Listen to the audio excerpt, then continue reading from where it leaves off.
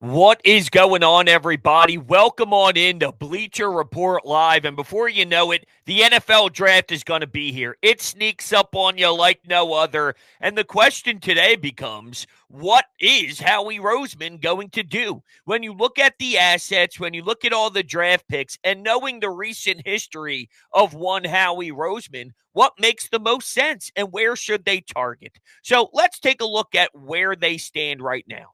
Their first round pick is 22nd overall. They have two second rounders. One is from the Saints, which is the 50th overall, and then the 53rd. So very close together. You almost wonder, does that mean you'll pounce by packaging something up to make a move if somebody falls off your board, or, excuse me, not falls off your board, but falls close to in range and they are high on your board? Let's get after it, right? I mean, it's all about value. It's all about trying to maximize how great someone can be depending on where you're selecting them. Nakobe Dean, for example, in the third, he may not pan out, but ultimately, I think for a third round value for an opportunity for a player like Nakobe Dean, that's something that you swing on if you're a general manager, and you have to see how Howie will act. Now, last year, Howie has traded 6 times over 3 days. So he made some moves 6 times over the 3-day period. But in the first round in particular, and I think it's important to sort of note the track record and the history because, of course, when projecting, it comes into play. Last season, 2023, they went up 1 spot to draft Jalen Carter. In 2022, they jumped 2 spots from 15 to 13 for Jordan Davis. And in 2021, they went from 12 to 10 to draft Devontae Smith. So if I was a betting man, I would say that Howie Roseman is either going to go up or he's going to go down, because the way that they do this, they're going to try and get draft picks for future years or go get a stud, because they may see somebody as, I don't know, a 15th type of guy overall. And if you can go from 22 and snag that guy at 17, 18, then you have to go do it because it's maximizing your assets. Or if you're sitting at 22 and there's nobody really that appealing and there's nobody that is really that wow, all right, well, why don't you go backwards, gain another second rounder, see what you can do there? You know, it's all about reading the room. It's all about picking up that phone and getting creative. And there's no doubt that Howie Roseman could do that. And look, he's not perfect, all right? I don't like what he did with the Haason Reddick trade, as we see the chat right now discussing how Haason Reddick, it was dumb. And I agree with you. I do not think you're in a great position by moving a Haason Reddick and going to war with Bryce Huff and with a Nolan Smith and with a Brandon Graham. I think Howie Roseman does a tremendous job, but there is one area that he's weaker at than others, and that is the draft. With that said, he's not as abysmal as what everybody says he is, but it definitely is his weakest spot. Now, you can look at that as, well, that just means he's so sharp with the money. He's so sharp with the trades. He's so sharp with salary caps and, getting Darius Slay and finding value in DeAndre Swift. He finds value all over the place. So if that's the case, then maybe him having a weaker spot, with air quotes here, just tells you he's so good in other areas. And maybe there's some truth to that. But the question of today's show is, what do you want Howie Roseman to do on draft day, round 1? And there's a lot of votes flying in nice and early here.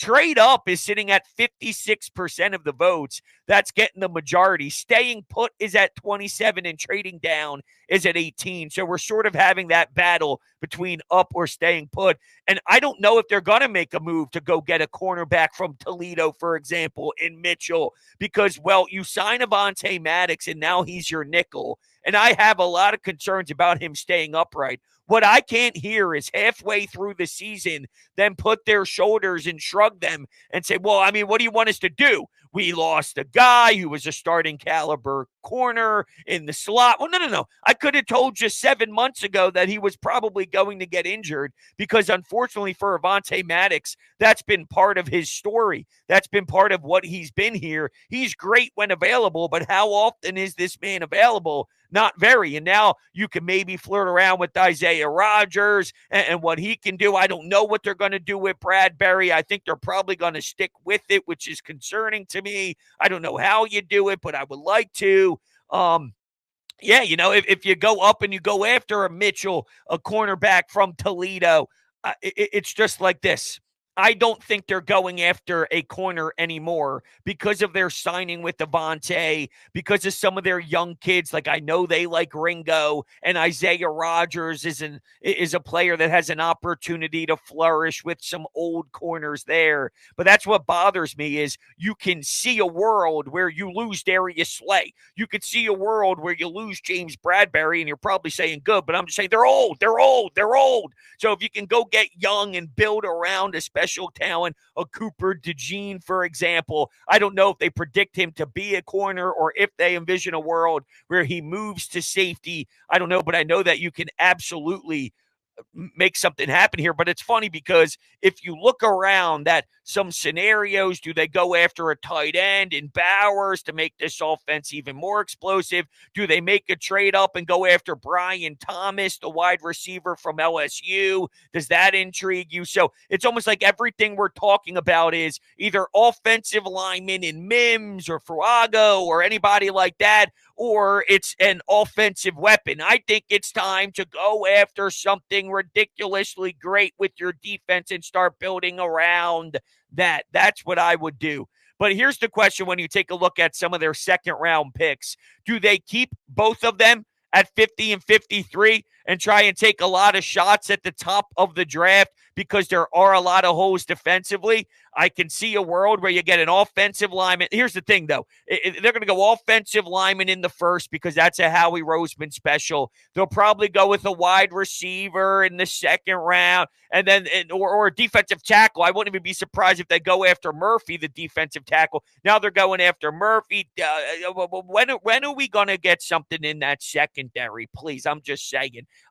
Yeah, I've seen a lot of reports potentially about calling up the Denver Broncos. There's a specific young corner that may be intriguing to us, and there's no doubt about it that I would like to try and do it for sure. I mean, if you can absolutely get that, I'm all here for it. And that's something I would do if some of the reports were that it's potentially some second-round picks involved. You dive into the 2025 asset grouping, and you go make your pounce from there. So you're not really giving up. See, this would be very Howie Roseman-esque, is to gain assets for a following year or move assets from a following year, trade back some pieces here. They got multiple fifth-round picks. This is just what Howie does. He starts calling, asking around. He'll move up from the fifth round to the fourth round. Instead of 3/5, he'd rather probably have another fourth, maybe a fourth and a fifth to get into the third if there's someone there that has some value. So we're going to see him move up and down the board. This is when Howie Roseman starts to salivate out of his mouth because he's damn excited to do some things. But I love reading you guys in the chat here. Ken wants us to go after Justin Simmons. Would not be aggravated with that at all. But now I don't know what their mission is, because originally I thought it was go win a championship. Once you trade Haason Reddick and you roll with Brandon Graham, Josh Sweat, Nolan Smith, and Bryce Huff, I can no longer make the statement that you're trying to win a championship with that defensive pass rush. It's not enough. It's not enough. Not enough. So you either should have not traded for Bryce Huff, not signed Josh Sweat. I don't know what it is, but trading Haason Reddick was abysmal, especially if he's going to stay with the New York Jets under 1 year, and then you pretty much got pantsed and fleeced by Joe Douglas, who was once in your organization, and he's pulling a Howie Roseman by getting a tremendous player with 1 year left on his deal, hungry, pissed off type of guy who will ball out before he gets a payday elsewhere. I think it's absolutely atrocious. I see linebackers getting thrown around in the chat. There's no way in hell we are going to see them draft a linebacker high. It's just not what they're going to do. They are going to go with Nakobe Dean, and that's something that they're really going to try to do. Howie Roseman made it very clear. We want to get younger. We want to start working around some of these young cats. Well, Nakobe Dean is a part of that. I'd be absolutely stunned and floored if they go after a linebacker in your first couple of picks. It's just not what the Eagles do. That's why I'd be floored and stunned if they go corner. There was a time where I thought, yep, it's probably going to happen. This might be the year. I'm convinced. And now, a few weeks out, you know what they're going to do? They're going to draft an offensive lineman, because that's what they do. And there's nothing wrong with that, because part of the reasons why we're as successful as we are, while the New York Giants struggle and whatnot, I mean, we get the offensive line right. All right, we get to our bread and butter and we get to our trenches. That's why the Reddick thing is as confusing as anything for me, because, well, you value defensive ends, you value offensive line. So to let that walk out the door, it's crazy. It's crazy. It really, really is. Simmons is rumored to go elsewhere. Yeah, I mean, I don't think it's going to happen. I don't. I'm just telling you, I would like for it to happen. And maybe there is something crazy and splashy from a trade level on draft day, but I don't think that's how. I think the only movement is less about guys on the roster now, and it's more about just moving up and down in the draft. I mean, you still have, you already got rid of Haason Reddick, so that might have been an example. If Haason Reddick didn't go yet, then maybe I would have mentioned that Haason Reddick could go and someone could make a call because they're hungry to get someone who's willing to get after the quarterback. I just find it hilarious that now all of a sudden, after you move him, there's all these reports that he wasn't good and he's not good at stopping the run, and he was so happy to get after the quarterback that he wasn't disciplined and he was sort of doing his own thing, chasing sacks. Oh, yeah, now all of a sudden he's a problem. When he's getting 16 and a half sacks, no big deal. When he goes on a surge after he gets the cast off his hand, no big deal. But everything becomes a problem as soon as you get him out. Yeah, of course, that's because Howie Roseman is trying to sell garbage to the fans and to try and leak some information to make it seem like, oh, well, they had to get rid of him because he wasn't listening. Oh, he wasn't listening to who? Matt Patricia, arguably the worst defensive coordinator to ever exist. Oh, he wasn't listening to who? Sean Desai, who was clearly not good enough. So stop it with that. And yeah, I want him to go after the quarterback. Sorry, I want my guy to be hungry and get after the quarterback. So if he's chasing sacks, his job is to get sacks. That's what he's paid to do. And you pay guys in free agency, you pay guys in regards to trade assets and whatnot because of their production getting to the quarterback. So of course he's going to try and get after the quarterback. I don't see a problem with it whatsoever. Jeremiah Trotter Jr. sounds good to me. I see a bunch of people throwing out that name. Dude, of course. Of course. I would be okay with that. Yes, absolutely. I would be so pumped up for Jeremiah Trotter Jr. Of course, it comes with some expectations and some high ones. You know, we did that with who? Was it Kayvon Wallace? And this was a little bit different, but a safety from Clemson. All right, hey, he's got the tendencies to be another safety from Clemson that maybe we once remembered in this town. And how did that go? So I'm not saying it's apples to apples here by any means, but it is something to wonder about, which is, look, if the kid can play, the kid can play. And if he's got that makeup for sure and it falls on your board in a very solid way for you, then you absolutely pounce on that. But I'm just saying I don't want us to get tied to the name and then automatically assume that he has this certain mark to me. I need you to be good. Regardless of your name, I need you to just be good. Cooper DeJean is legit. Absolutely, man. I agree. I would be very thrilled with Cooper DeJean. I like his personality. I like his swag on the field. I just like the way that he approaches the game, and I'm definitely in on something like that. What's up, Philly Fever, Brodes? Love the hype you bring. Thanks, bro, on WIP in your pocket. Thank you very much, man. And here at Bleacher Report, of course, I got a lot of shows lined up, so I can't thank you all enough for hanging out with me. It's Vic's defense and how he just does his magic. Well, I don't know what exactly we're going to get out of Vic Fangio. I just think it's probably going to be solid. Okay, and we're going from disaster. So going from disaster to solid will probably intrigue us a lot more. And I don't know how much impact he has, how much say he has. I have to imagine that because Vic Fangio was on their radar forever, that it's something that Howie Roseman will do. Bring him in, hear him out, see his vision, listen to what he wants to do and all. And then from there, they attack the offseason and attack the draft and make some moves if need be.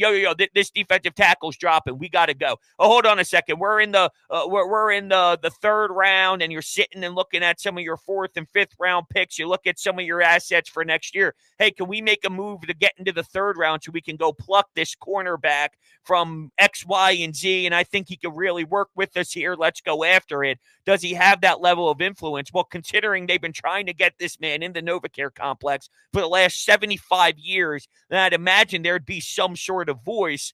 But you don't think that Kellen Moore has some say too? But I guess at the same time, it's like, how much more do you want, dude? If I'm Vic Fangio talking to Kellen, it's like, yo, Jag. All right, Jag off. Listen to me right now. You know what I'm saying? You got Barkley, you got AJ, you got Devontae, you got everybody else. You got Dallas Goedert, you got Jalen Hurts. Come on now. All right, it's my time. All right, shut up. Shut up. You got enough. You got enough to go have a top 5 offense. Go make that happen. But in regards to Vic Fangio, how high is the ceiling? I don't really know, to be honest with you. I think he could just be solid for you. I think he's just solid. See, I don't like I almost said Paul Reed. I don't like Reed Blankenship as much as everybody else does, Nick, as you mentioned here. I'm not the biggest fan in the world. I think he's fine. He cannot be your best safety. If he's your best safety, you're screwed. You're just not good enough. If he's your best safety, no.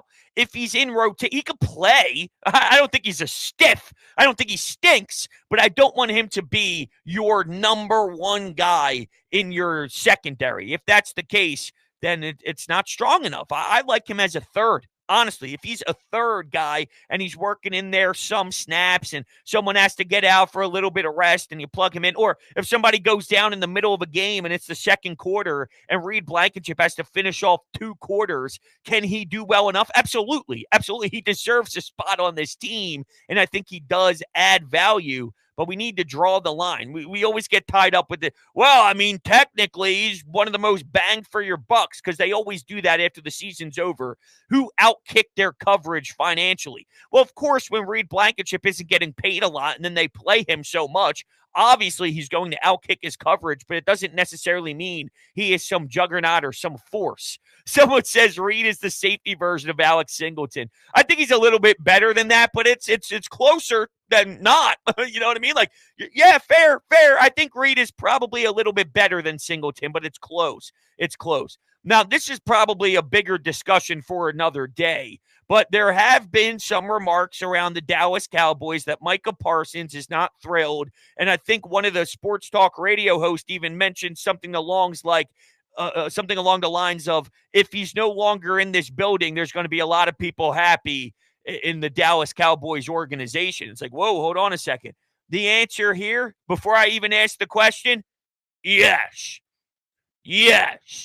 You do anything in your power to go get that. Yes. It's just that simple. Yes. Now, I don't ever imagine a world where the Cowboys let that man come to the Philadelphia Eagles, no matter how sexy of a package they put together. But with that said, yes, you try your very damn best. Now, let's get an update on the poll here.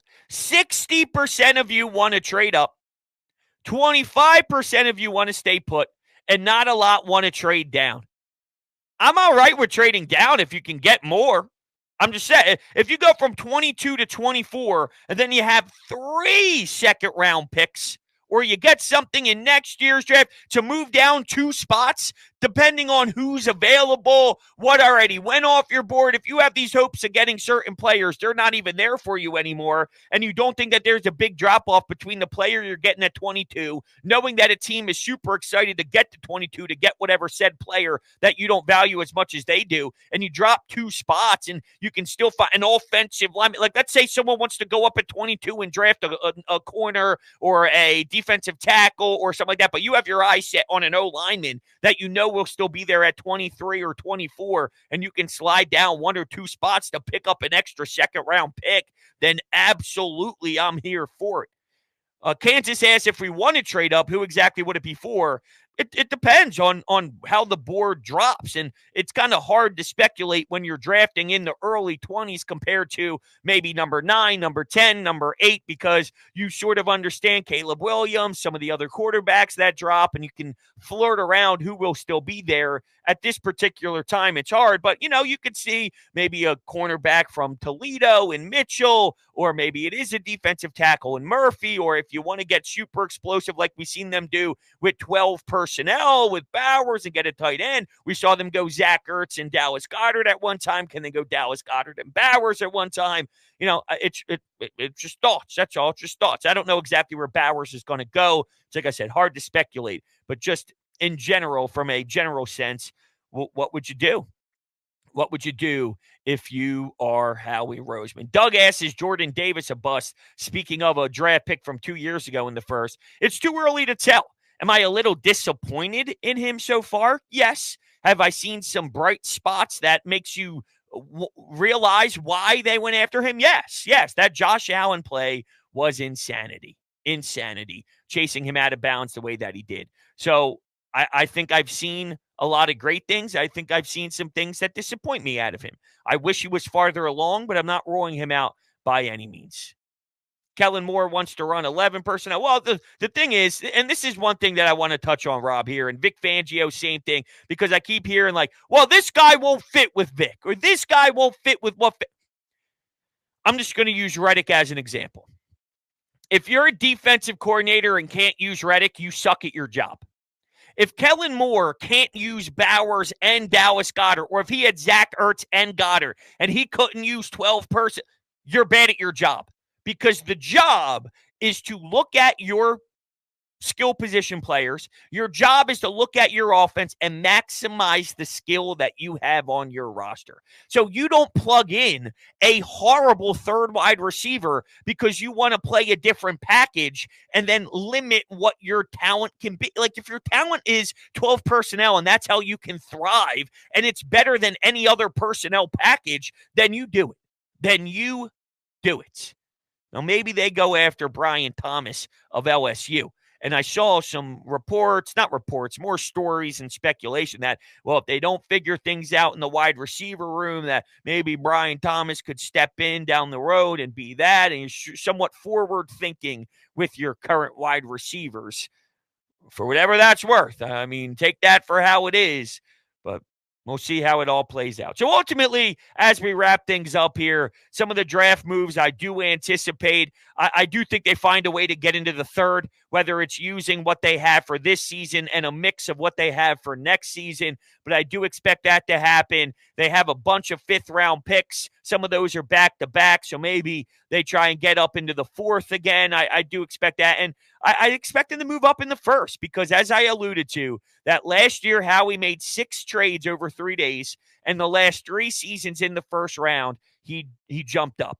10-9, 15-13, 12-10. So if you're sitting at 22, would I be shocked if they get to 19 because there's someone sitting there who they think is more around 12, 13, and they fell to 19?